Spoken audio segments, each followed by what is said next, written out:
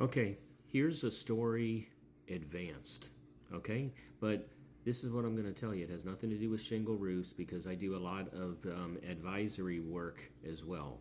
And I'm going to tell you that one of my friends, which was almost in right outside of Jacksonville, was bidding a $2 million cold room, and they said, "How much for you to come walk it with me?"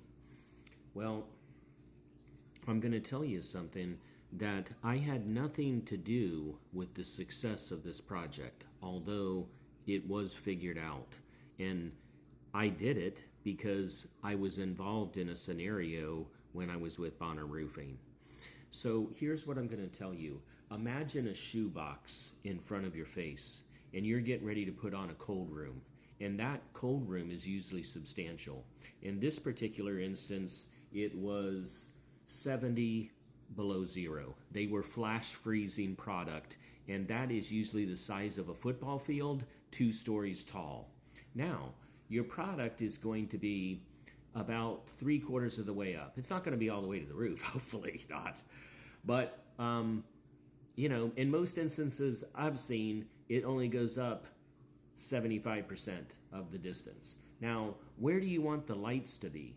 Because what I've told people that have run into this scenario where the roof is destroying itself after 5 years is we had an engineer, and I've been involved in these cold rooms many times. It's very important where those halogen lights are, because in this particular instance that we just walked, I told the engineers when they were on the job, I want to know the temperature right there, and I want to know the temperature there. And it was minus 70 and like 5 degrees.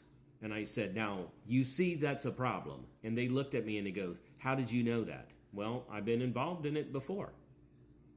And that's one of the reasons why when you evaluate these roofs, why is it destroying itself in 5 years?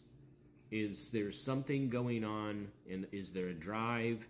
And that is something that you're going to want to lower those halogen lights to 75% too, so that the air up and top on the deck against the deck is going to be consistent.